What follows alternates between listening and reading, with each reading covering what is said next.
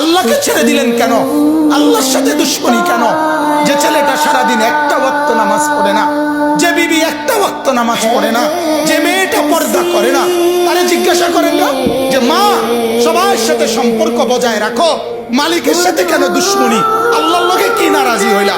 আল্লাহর সাথে কি দুশ্মনী? আল্লাহর লগে কেন রাগ করলা? কেন রাগ করলা?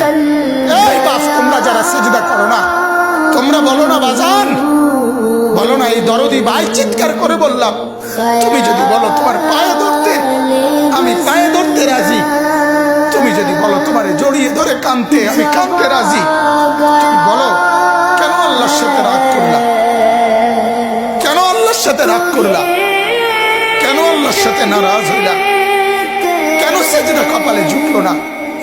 কেন মালিকের সাথে সারাদিনের এত কিছুর বিনিময়ে আল্লাহ তাআলা একটা মিস কল দিলে, 2 সেকেন্ডের একটা মিস কল দিলে বন্ধু তুমি টের পাও তোমার মোবাইলে মিস কল আসছে।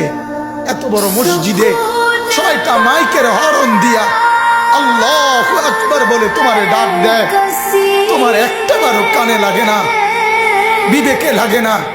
তোর মতো শক্ত ডাকাত, তোর মতো পাষাণ বেটার কে হইতে পারে? কথা বলেন না কেন? তুই ডাকাত, কত বড় ডাকাত। হ্যাঁ, এজন্য ইনশাআল্লাহ আল্লাহকে রাজি করব। বলেন ইনশাআল্লাহ। সেজদা করব তো ইনশাআল্লাহ। যুবকরা তোমরা বলো না ইনশাআল্লাহ।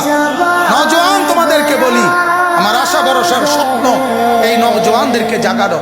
আমি সারা দিন রাত চাই যুবকরা জেগে উঠুক, কারণ আগামী পৃথিবী, গোটা বিশ্ব 2 ভাগ হবে। এটাই পৃথিবীর পুরা ভবিষ্যৎ।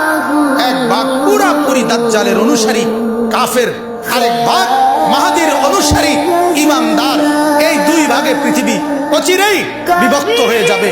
তুমি যদি মাহাদির পক্ষে থাকতে না পারো, তুমি যদি দাজ্জালের ধোকায় পড়ে যাও, আল্লাহর কসম ঈমান নিয়ে কবরে যাইতে পারবে না।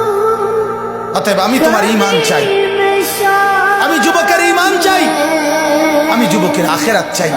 আল্লাহ তাআলা আমাদের প্রত্যেককে ঈমান আমলের দৌলত দান করেন, কবুল করেন।